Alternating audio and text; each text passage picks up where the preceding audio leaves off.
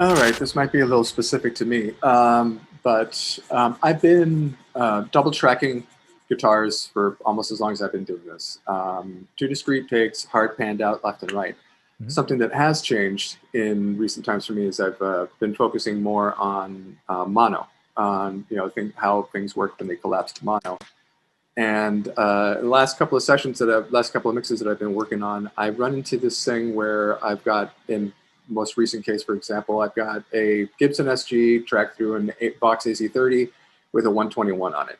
Two discrete takes, same exact part, hard pan them out left and right, sounds great. As soon as I collapse it down to mono, guitars disappear completely. It's like they're not even there. And so the only remedy I had for this, after trying any number of different EQ things, and despite trying to EQ guitars in mono, I was just not getting anywhere with them panned where they were. So I had to bring everything in about 50% in order to get them to sit. And now they go here in mono. When I collapse to mono, they're still audible. They cut through. They're fine. But for whatever reason, I think the last two sessions that I've done, and these are guitars that I recorded, I run into that. So I'm wondering if you have any experience or thought or remedy for that sort of thing. William, I would ask you a question back. Is you said recently you've been thinking more about that, the mono, how the guitar sound in mono. Can I ask like why you're thinking about that more right now? Specifically, your suggestion to EQ in mono, and and obviously conventional wisdom going back that mixes should translate to mono, and and this is prior to this is not really an area that I'd spend a lot of time in. My entire thing is that most people listen in stereo. Does it sound good in stereo? Yada yada yada. But then with the sort of what seems like a general push, including some of your own suggestions to focus on mono, I have been doing that, and this is where that problem emerged from.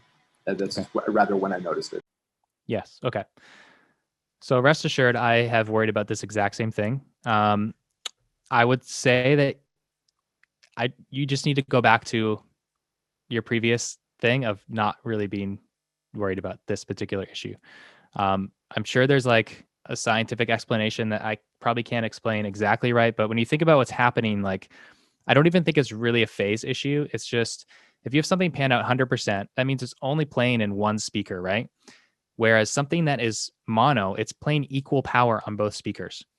So when you take away like the difference between the speakers and you make it mono and you stack everything up, then anything that is panned out to only play on one speaker is going to be like half as loud as the things that were already playing on both. You know what I mean? And so what you have here is not necessarily something that's like phasey. If it was phase, you would probably hear it as phase, like a warbly, like weird kind of filtery, comb filtery sound. If it's just the level dropping, then I wouldn't worry about it. I think it's just I'm kind of with you on what you said you used to focus on, William, in terms of just like, you know, no one out there these days is really listening on mono speakers. And even the I think that people kind of it's a weird thing. Like people kind of hear music as mono. Like let's picture someone in their house with like one of their Alexa speakers and they're playing music through it and they're like 20 feet away. Like you're not hearing separation there. You're just hearing the whole mix, right?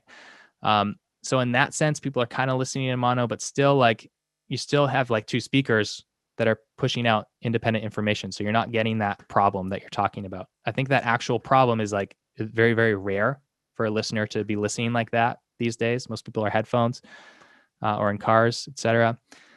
So this is essentially, it's just like, I wouldn't worry about this. It's not a problem. Happens in my mixes too. But it's a specific, that's why I specifically say EQ in mono. You'll notice I never say do your balance in mono.